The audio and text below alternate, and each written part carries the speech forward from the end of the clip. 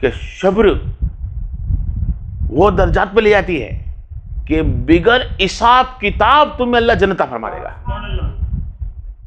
کوئی بندہ اگر چاہتا ہو کہ قیامت کے دن میرا اعمال نامہ نہ کھولا جائے, میزان پہ رکھا نہ جائے, جس کا عمل اچھا یا برا ہو وہ میزان پہ اللہ نہ رکھے اور اللہ اس کا فیصلہ بغیر حساب کتاب کر دے, تو اللہ فرماتا ہے میرے خاطر صبر کر.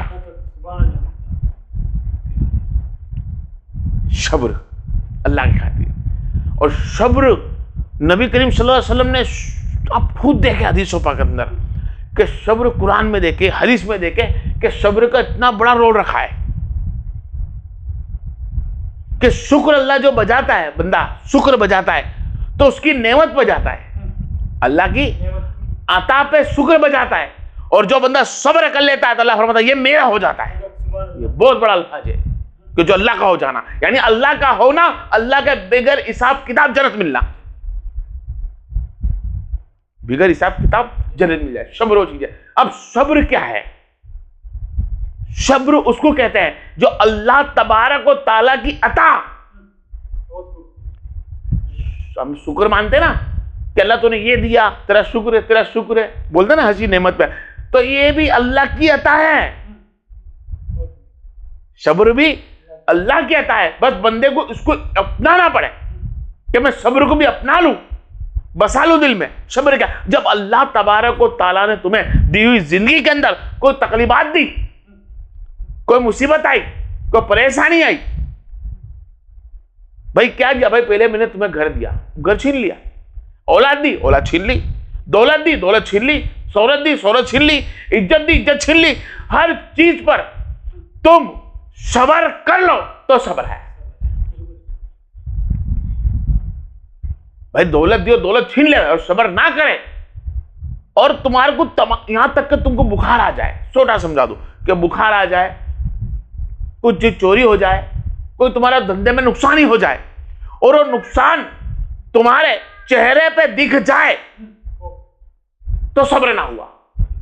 تمہارے چہرے پہ بغیر نقصان والا کھڑا ہو اور نقصان والا کھڑا ہو, دونوں کے چہرے ایک جیسے دکھتے ہو تو کہنا یہ صبر ہے. چہرے سے احساس نہ ہو کہ آج میرے کو تکلیف ہے, آ رہی کہ نہیں سن. رابعہ بصری علیہ السلام کے پاس ایک بندہ آتا ہے, سر میں پٹی باندھا ہوا, پٹی باندھا. رابعہ بصری نے پوچھا کیا بات ہے, سر میں پٹی باندھ کے گھوم رہے ہو؟ تو بولے اس لیے کہ میرا سر دکھتا ہے. سر دکھتا ہے تو پٹی باندھ کر گھوم رہا, دنیا دیکھ رہی ہے. تو جب اللہ نے سر میں اچھا دیا تھا, تکلیف نہ دی تھی, جب تُو نے سر میں پٹی باندھی تھی. بہت بڑا رول ہے, یہ الفاظ کو بولا چاہتا ہوں, سمجھ میں آ رہی ہے کہ جب تمہیں اللہ اچھا دیتا ہے, رحمت دیتا ہے, برکت دیتا ہے, دھن دولت, کھانا پینا, شہرت دیتا ہے, تو کیا اس وقت تم یہ دھیان رکھتے ہو کہ اللہ تیرا شکر ہے, تیرا احسان ہے؟ اس وقت تم ایک ہی چیز, کیا تمہارا سونا پیسہ ہوتا ہے, تم دنیا کو بتاتے ہو؟ سونا آئے گا نہیں بتاؤ گے, پیسہ ہوگا نہیں بتاؤ گے, تندرستی ہوگی نہیں بتاؤ گے, تندرستی ہے تو نہیں بتایا, بیمار ہو گیا گاؤں کو کیا, سونا اللہ نے دیا تھا, واپرا خلاص ہو گیا, دنیا کو بتایا. پیسہ تھا, دنیا کو نہ بتایا, پیسہ خلاص ہو گیا, دنیا کو بتایا. اللہ کی عطا میں اچھی, چاہے امتحان ہو, بڑے سے بڑا امتحان ہو, اور اللہ کو کسی کو نہ بتائے, واحد اللہ کے سوا. کیا ہے؟ اللہ کے سوا. اللہ کے رسول صلی اللہ علیہ وسلم خود فرماتا ہے, حدیث قرآن میں موجود ہے. کیا ہے؟ قرآن میں موجود ہے کہ ایوب علیہ السلام کی بیوی نے فرمایا, اے اللہ کے نبی, تم تو اللہ کے نبی ہو, اللہ کے حق, آپ کے حق میں دعا کر لیجیے آپ کہ آپ کو تکلیف سے آسان کر دے اللہ. تو فرمایا یہ میری بیوی سن, کیا اللہ تعالیٰ نے 60 برس تک کی عمر میں کسی خوبصورت دی تھی؟ تو ابھی تو صرف 18 سال ہی گزرے ہیں. کتنے؟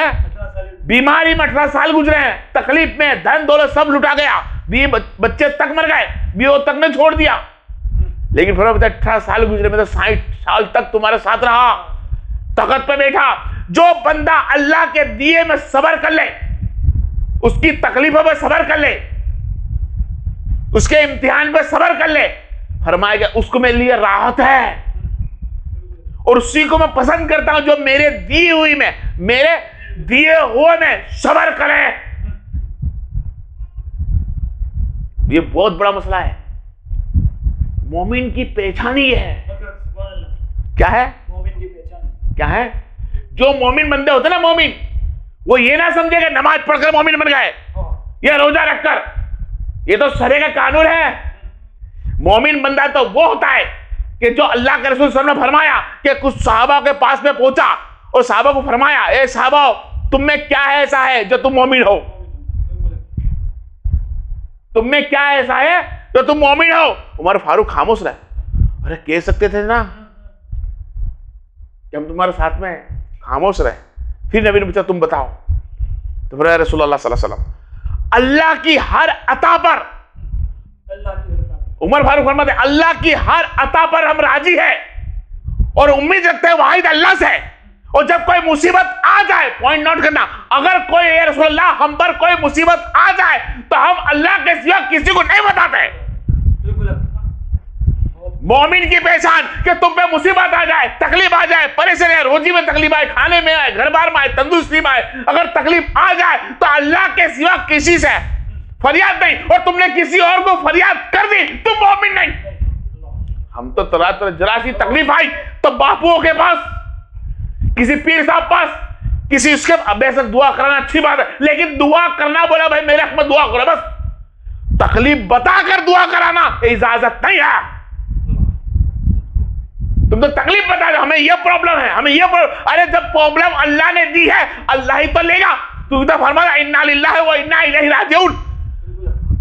اللہ تیرے ہی دیے سے آئے ہیں اور تیرے طرف لوٹنا ہے، تیرے دیے سے آیا ہے تیرے طرف ہی جائے گا. جو بندہ صبر والا اس کو کہتے ہیں جو دنیا میں کسی کے لیے دل میں کوئی خواہش نہ رکھے،